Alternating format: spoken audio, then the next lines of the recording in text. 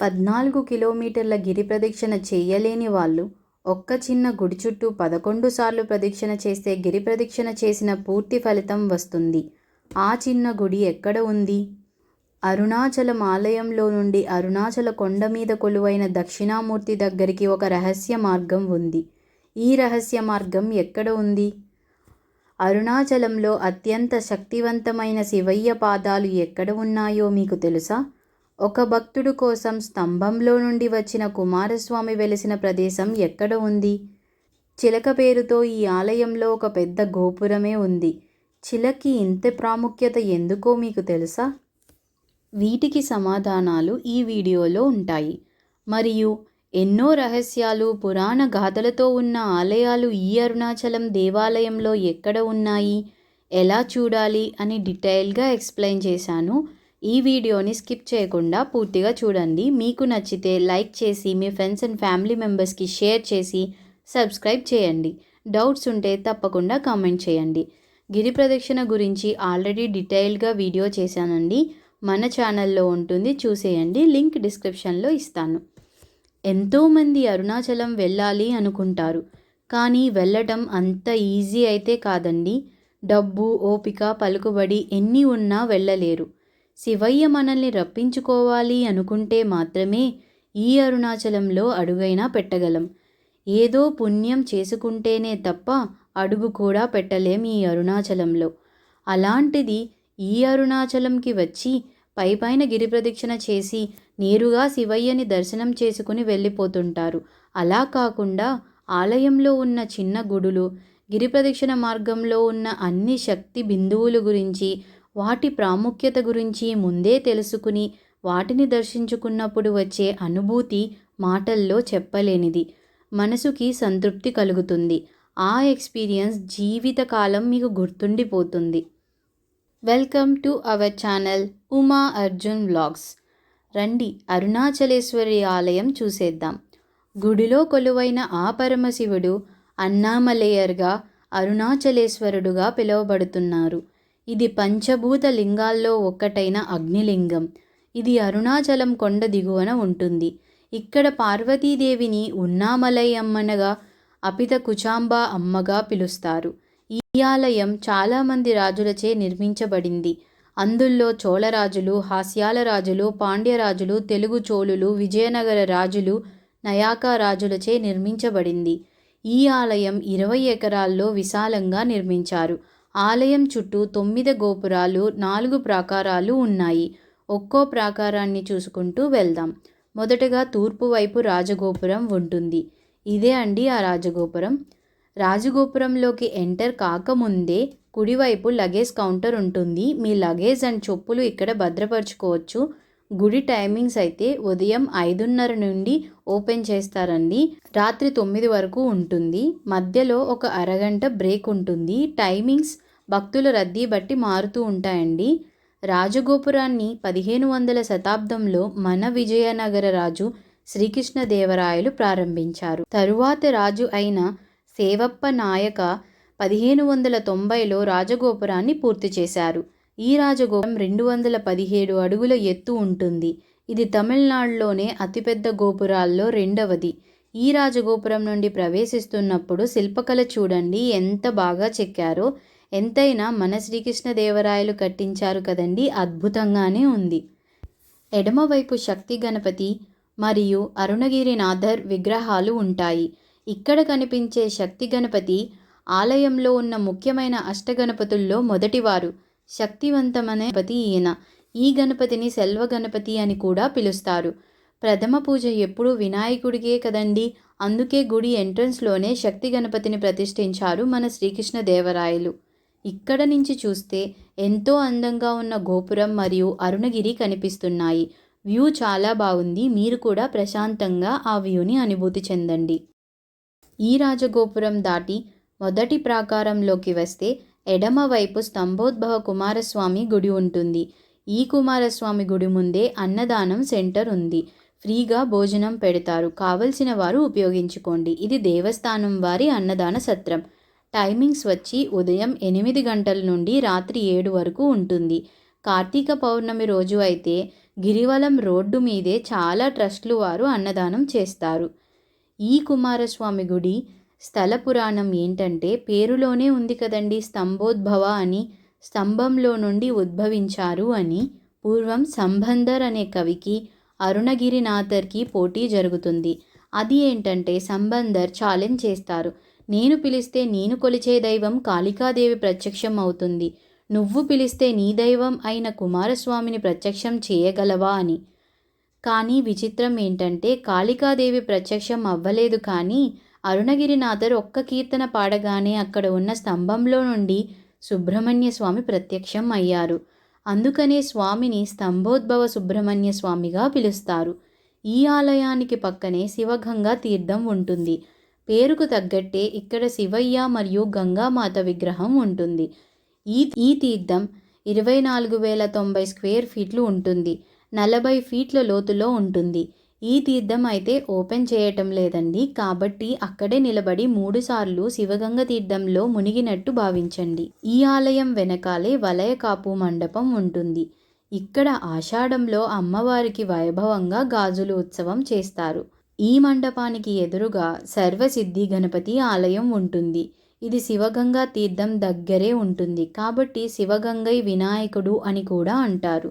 ఇది అష్టగణపతుల్లో రెండో వినాయకుడు. ఈ గణపతి ఆలయం వెనక్కి వెళ్తే ఒక పెద్ద షెడ్లో కళ్యాణ సుందరేశ్వరుడు ఆలయం ఉంటుంది. అరుణాచలేశ్వరుడి ఆలయంలో వివాహం చేసుకోవాలి అనుకుంటే అది ఇక్కడే జరిపిస్తారండి. ఇక్కడ ఇంకో ప్రాముఖ్యత ఏంటంటే, ఇక్కడికి వచ్చి అర్చన చేయించుకుంటే భార్యాభర్తల మధ్య మనస్పర్ధలు ఏమైనా ఉంటే తొలగుతాయి అంటారు. ఇక్కడే నాగప్రతిమలు కూడా అద్భుతంగా చెక్కారు, చూసేయండి. ఈ ఆలయం నుండి బయటకు రాగానే పెద్ద నంది విగ్రహం కనిపిస్తుంది. ఇది వల్లాల మహారాజు కట్టించారు. సంక్రాంతి రోజు ఈ నందీశ్వరుడికి ప్రత్యేక పూజని ఆచరిస్తారు. ఆ రోజు స్వామికి రకరకాల పండ్లు, కూరగాయలు, స్వీట్స్, ప్రత్యేక పూలమాలలు వేసి పూజ చేస్తారు. ఈ పూజని చూడటానికి సాక్షాత్తు అరుణాచలేశ్వరుడి ఉత్సవ విగ్రహాల్ని ఈ నంది వద్దకే తీసుకువస్తారు. అలాగే ప్రతి నెల త్రయోదశి నాడు ప్రదోష వేళ అరుణాచలంలోని నందులు అన్నింటికీ పూజ చేస్తారు. ఆ రోజు ఈ నందికి అన్ని రకాల ఫ్రూట్స్తో అలంకరిస్తారు. ఇది ఈ ఆలయంలోనే పెద్ద నంది. ఆ తరువాత ప్రాకారాల్లో వచ్చే నందులు అన్ని సైజులు తగ్గుతూ వస్తాయి. నందికి ఎదురుగా గోపుర సుబ్రహ్మణ్య స్వామి ఆలయం ఉంటుంది. కరెక్ట్గా చెప్పాలి అంటే కళ్యాణ సుందరేశ్వరుడు ఆలయానికి కొంచెం పక్కనే ఉంటుంది. కొన్ని మెట్లు ఉండి కొంచెం పైకి ఉంటుందండి. ఈ విధంగా ఉంటుంది. అరుణగిరినాథర్ అనే భక్తుడు వేశ్యల వెనకాల తిరుగుతూ ఉండేవాడు. వాళ్ళ అక్కని డబ్బుల కోసం పీడిస్తూ ఉండేవాడు. ఇంకా అక్క తట్టుకోలేక ఒకనాడు, నీకు కావలసింది తుచ్చమైన కామమే కదా, నాపై తీర్చుకో అని బాధపడుతూ చెప్పగా, అప్పుడు అరుణగిరినాథర్ చేసిన తప్పు తెలుసుకొని నాది దరిద్రపు జన్మ అనుకుని వల్లాల గోపురం ఎక్కి దూకేస్తారు. అప్పుడు కుమారస్వామి ప్రత్యక్షమయ్యి ఆయన్ని పట్టుకుని 4 మీద బీజాక్షరాలు రాసి ఇక్కడే కుమారస్వామిగా వెలిశారు. కుమారస్వామి విగ్రహము ఎదురుగా ఆయన వాహనమైన నెమలి కూడా ఉంది, చూసేయండి. ఈ ఆలయంలో అరుణగిరినాథర్ విగ్రహం కూడా ఉంటుంది. మీరు చూస్తే వల్లాల గోపురంని ఆనుకునే ఉంటుంది ఈ గుడి. తరువాత పాతాళలింగం ఉంటుంది. మీకు ఇంగ్లీష్ అండ్ తమిళ్లో బోర్డ్స్ ఉంటాయి, చూడండి. రమణ మహర్షి ఇక్కడే తపస్సు చేశారు. ఇక్కడ రమణ మహర్షికి సంబంధించిన ఫొటోస్ అన్నీ ఉన్నాయి, తప్పక చూడండి. పాతాళలింగంకి ఇలా కిందకి మెట్లు ఉంటాయి. కిందకి వెళ్ళి పాతాళలింగాన్ని దర్శించుకోండి. పాతాళలింగం పక్కనే 1000 కాళ్ల మండపం ఉంటుంది. ఇది మన శ్రీకృష్ణదేవరాయలు వారు కట్టించారు. శిల్పకళ చాలా బాగుంటుంది, తప్పకుండా చూడండి. మీరు ఇది చూసుకుని వెనక్కి వస్తే వల్లాల గోపురం ఉంటుంది. ఇప్పటి వరకు చూసిన వీడియో మీకు నచ్చినట్లయితే ఒక లైక్ చేసి మీ ఫ్రెండ్స్ అండ్ ఫ్యామిలీ మెంబర్స్కి షేర్ చేసి సబ్స్క్రైబ్ చేయండి. మీరు ఏమైనా సజెషన్స్ ఇవ్వాలి అనుకుంటే తప్పకుండా కామెంట్స్లో తెలియచేయండి. తరువాత ప్రాకారం వల్లాల ప్రాకారంగా పిలుస్తారు. దీనిని వల్లాల మహారాజు కట్టించారు. ఈ గోపురం దాటగానే ఎడమ వైపున కాలభైరవ స్వామి ఆలయం ఉంటుంది. అది ఇదే అండి. ఈ కాలభైరవ స్వామి చాలా పవర్ఫుల్. ఒకసారి టిప్పు సుల్తాను అరుణాచలం గుడిని ధ్వంసం చేయడానికి చూస్తే ఆయన జీవితాన్ని అతలాకుతలం చేసేశారు ఈ కాలభైరవ స్వామి. దెబ్బకి టిప్పు సుల్తాను భయపడి పారిపోయారంట. కాలభైరవ స్వామిని చూడండి, పెద్దగా అలంకరణ ఏమీ చేయలేదు, అయినా ఎంత బాగున్నారో. స్వామి విగ్రహం ఒక్క శిలపై చెక్కబడింది. 8 చేతులలో ఆయుధాలు పట్టుకుని ఉంటారు. అహంకారంతో ఎవరైనా మీపై విర్రవీగుతూ ఉంటే ఈ స్వామిని ఆరాధిస్తే వాళ్ళ యొక్క అహంకారాన్ని తీసివేస్తారు ఈ స్వామి. ఈ కాలభైరవ స్వామి గుడిని ఆనుకుని బ్రహ్మతీర్థం ఉంటుంది. ఈ తీర్థం బాతులతో చూడటానికి చాలా బాగుంది. ఈ తీర్థం ప్రస్తుతానికి క్లోజ్లో ఉందండి, ఎవరిని స్నానాలు చేయనివ్వటం లేదు. తరువాత కాలభైరవ స్వామి గుడికి ఎగ్జాక్ట్గా ఎదురుగా గణపతి ఆలయం ఉంటుంది. ఇది అష్టగణపతుల్లో 4వ గణపతి. యానై తిరై కొండ వినాయకర్ అని పేరు. దీని అర్థం ఏంటంటే ఏనుగులను పొందిన వినాయగర్ అని. ఈ ప్రాంతంలో ఓ రాజు అమ్మాయిలు కనిపిస్తే చెరిచేవాడట. అప్పుడు అందరూ ఇక్కడ స్వామివారికి మొరపెట్టుకుంటే స్వామి రాజుకి కలలో కనిపించి చావు అనేది ఎంత దారుణంగా ఉంటుందో చూపించాడు. దెబ్బకు భయపడి స్వామి వద్దకు వచ్చి క్షమించమని ప్రార్థించి ఏనుగుల్ని సమర్పించి స్వామి భక్తుడుగా మారాడు. శత్రువులు ఎవరైనా వేధిస్తూ ఉంటే ఈ స్వామి వారికి మొక్కుకోండి, శత్రువుల బాధలు తగ్గుతాయని చెప్తారు. దీని పక్కన బ్రహ్మలింగం ఉంటుంది. ఇది నార్త్ గోపురానికి దగ్గరలో ఉంటుంది. ఇక్కడ నుండే గిరి ప్రదక్షిణ స్టార్ట్ చేయాలి అని చెప్తారు. ఈ లింగానికి 4 ఫేసెస్ ఉంటాయండి. బ్రహ్మగారికి 4 ముఖాలు ఉంటాయి కదా, దానికి ప్రతీకగా లింగంపై 4 ముఖాలను చెక్కారు. ఈ లింగాన్ని సేవిస్తే స్టూడెంట్స్ చదువుల్లో రాణించగలుగుతారు. ఈ ప్రాకారంలో ఎడమవైపు చూడాల్సినవి ఇవే అండి. ఈ ప్రాకారంలో కుడివైపు ప్రసాదం కౌంటర్, ఇన్ఫర్మేషన్ కౌంటర్ ఉంటాయి. ఇదే అండి ప్రసాదం కౌంటరు. రెండో ప్రాకారంలో నంది విగ్రహం అండి ఇది. తరువాత వచ్చేది కిలిగోపురం. ఇదే ఆ కిలిగోపురం అండి. కిలి అంటే చిలుక అని. ఈ గోపురం పైన చిలుక బొమ్మలు ఉన్నాయి చూడండి, బాగా పైన చిలుకలు కనిపిస్తున్నాయి కదా. దీని వెనక రహస్యం ఏంటంటే అరుణగిరినాథర్ అనే భక్తుడు చిలుక రూపంలో ఇక్కడే కీర్తనలు పాడుకుంటూ ఉంటారు అని చెప్తారు. ఇక్కడ చిలుక కనిపిస్తే చాలా మంచిది. నా అదృష్టం అండి, నాకు చాలా చిలుకలు కనిపించాయి. అందులో ఏ చిలుకలో అరుణగిరినాథర్ ఉన్నారో కానీ ఎంత అదృష్టం కదండి, శాశ్వతంగా అదృశ్య రూపంలో స్వామి వద్దే ఉండిపోయారు అరుణగిరినాథర్. కిలిగోపురం కింద నుండి క్యూ లైన్ స్టార్ట్ అవుతుందండి. ఇక్కడే లగేజ్ చెకింగ్ కౌంటర్ ఉంది, చెక్ చేసి పంపిస్తారు. కిలిగోపురానికి లోపలికి వెళ్తూ ఉంటే కుడివైపు మోహిని విగ్రహం కనిపిస్తుంది. ఇక్కడ మనలో ఉండే మోహాన్ని కామాన్ని వదిలేసి బయటికి వచ్చే అప్పుడు ఈ మోహినిని చూడకుండా రావాలి అని చెప్తారు. ఈ కిలిగోపురం దాటి లోపలికి 3వ ప్రాకారంలోకి వస్తే ఇక్కడ నుండి 2 క్యూ లైన్లు ఉంటాయి. ఒకటి ఫ్రీ దర్శనం, ఇంకోటి 50 రూపాయల స్పెషల్ దర్శనం అండి. మీకు ఈ విధంగా బోర్డ్స్ కనిపిస్తాయి. 3వ ప్రాకారంలోని నందీశ్వరుడు అండి, చూడండి ఎంత చిన్నగా ఉన్నారో. మనం ముందే అనుకున్నాం కదా నంది విగ్రహాలు సైజు ఒక్కో ప్రాకారానికి తగ్గుతూ వస్తాయని. అలాగే ఇక్కడ ధ్వజస్తంభం కూడా ఉంది చూడండి. తరువాత 50 రూపాయల టికెట్ అయితే మనం డైరెక్ట్గా 4వ ప్రాకారంలోకి వెళ్తాము. 3వ ప్రాకారంలో చూడవలసినవి అన్నీ కూడా స్వామిని దర్శించుకుని వచ్చాక చూడవచ్చండి, ఇబ్బంది ఏం ఉండదు. 4వ ప్రాకారంలోకి ఎంటర్ అయ్యాక కుడివైపు చిన్న మండపంలో నటరాజస్వామి ఉంటారు. ఇక్కడ మీరు చూడొచ్చు 4వ ప్రాకారంలో నందీశ్వరుడు ఇంకా చిన్నగా అయ్యారు. ఇంకా ఈ ప్రాకారంలో 63 నాయనార్ల విగ్రహాలు కూడా ఉన్నాయి. వాళ్ళ నేమ్స్ కూడా రాశారండి తమిళ్లో. అరుణాచలేశ్వరుడు గర్భాలయం బయట ఒకవైపు దక్షిణామూర్తి, వెనకాల లింగోద్భవమూర్తి, ఒకవైపు దుర్గాదేవి కనిపిస్తారు. ఎందుకంటే పురాణాల ప్రకారం అరుణాచలంలో 3 ముఖ్యమైన సంఘటనలు జరిగాయి. ఒకటి దక్షిణామూర్తి వెలియటం, ఇంకోటి లింగ రూపంలో పరమేశ్వరుడు వెలియటం, దుర్గాదేవి మహిషాసుని సంహరించడం. దుర్గాదేవి మహిషాసుడిని సంహరించిన ప్లేస్ గురించి గిరిప్రదక్షిణలో డీటెయిల్గా ఎక్స్ప్లెయిన్ చేశానండి. చూడని వాళ్ళు గిరిప్రదక్షిణ వీడియో ఒకసారి చూడండి. అలాగే నైరుతి మూల సోమస్కందమూర్తి ఉంటారు. తరువాత అగ్నిలింగ దర్శనం అండి. అంతరాలయంలో చాలా వేడిగా ఉంటుంది. ఎంతైనా అగ్నిలింగం కదండి, ఆ వేడి గర్భాలయంలో బాగా తెలుస్తుంది.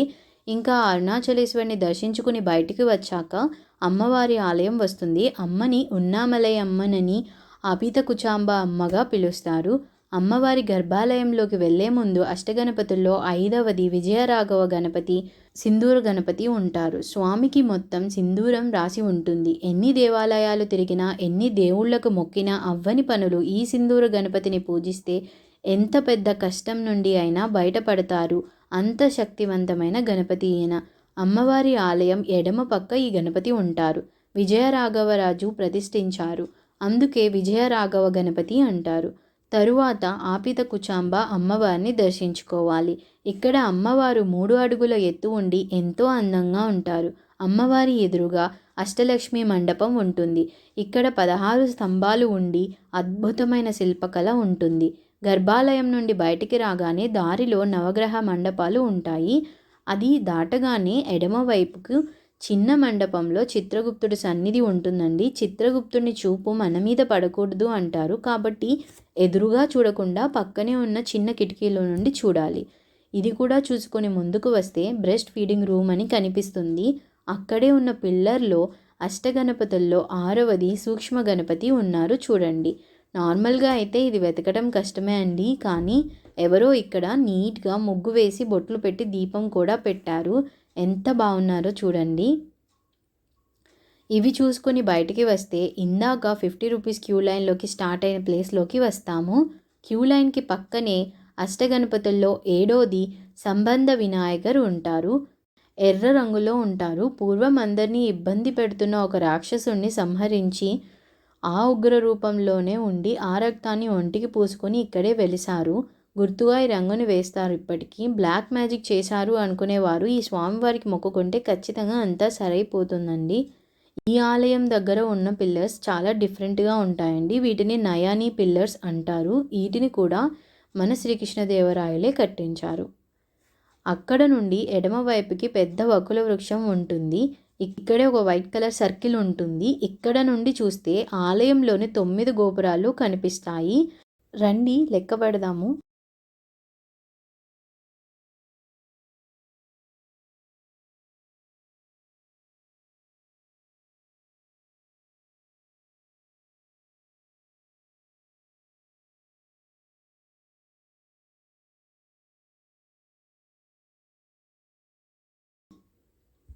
ఈ వృక్షానికి ఉయ్యాల మొక్కులు కడుతూ ఉన్నారు. సంతానం కోసం ఇక్కడ మొక్కుకుని ఉయ్యాల కడుతున్నారు. ఈ వృక్షం నుండి వెనక్కి వెళ్తే ఎగ్జాక్ట్గా ఆలయానికి వెనకాల అరుణగిరి యోగి మండపం ఉంటుంది. ఈ మండపం మీదకి మాత్రం అస్సలు ఎక్కకూడదు, కూర్చోవడం లాంటివి చేయకూడదండి. ఇదే అండి ఆ మండపం.